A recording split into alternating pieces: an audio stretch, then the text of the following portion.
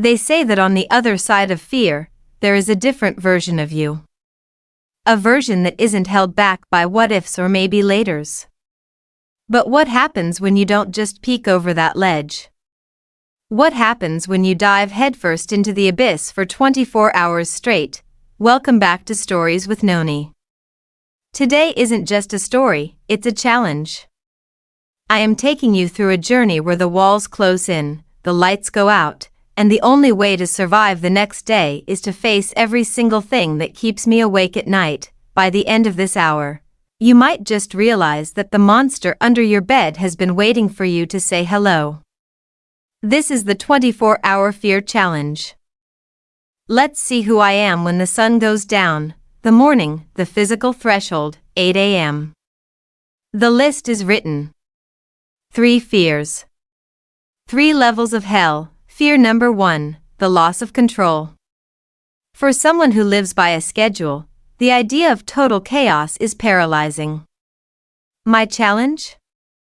To spend the next 4 hours in a sensory deprivation tank, trapped with nothing but my own thoughts and the weight of total silence. In the beginning, it's peaceful.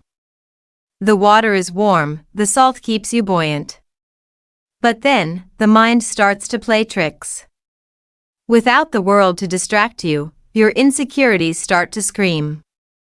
I found myself thinking about every failure, every Stories with Noni script I worried wasn't good enough.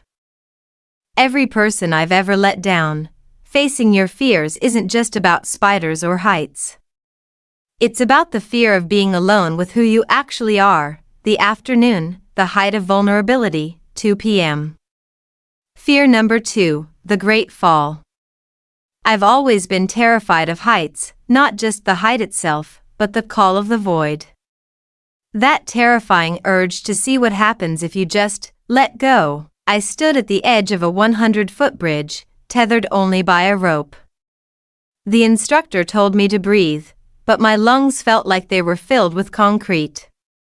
My hands were shaking so hard I couldn't even grip the harness. I stood there for 45 minutes.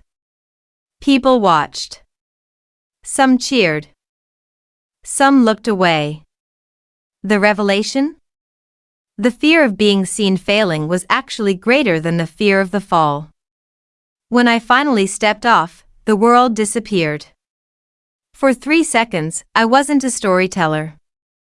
I wasn't a creator. I was just alive.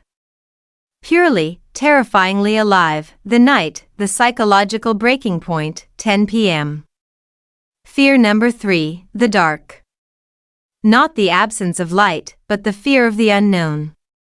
I spent the final hours in a reputedly haunted, abandoned asylum on the outskirts of town. No flashlight.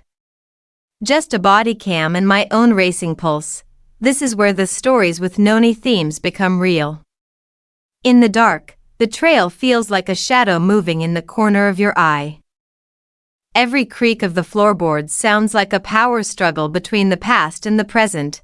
I sat in the middle of a ward, completely exposed. I realized that we spend our whole lives running toward the light, but it's in the dark where we actually grow. You can't see your path, so you have to trust your heart. I stayed until the sun broke through the cracked windows at 8 a.m., the revelation, 24 hours. My body is exhausted, but my mind is clearer than it has ever been. What did I learn? Fear is a liar. It tells you that you are small, that the world is dangerous, and that you are better off staying in your cage, but when you face it, you take back your power. You realize that Silas Vane, or Elias, or any of the characters we talk about here, they aren't the only ones capable of transformation. You are. I challenge you right now. What is one fear you've been avoiding? Write it in the comments.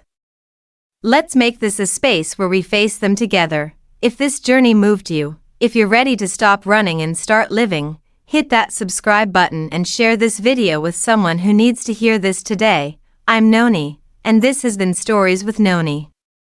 Remember, your story is only just beginning. See you in the next one.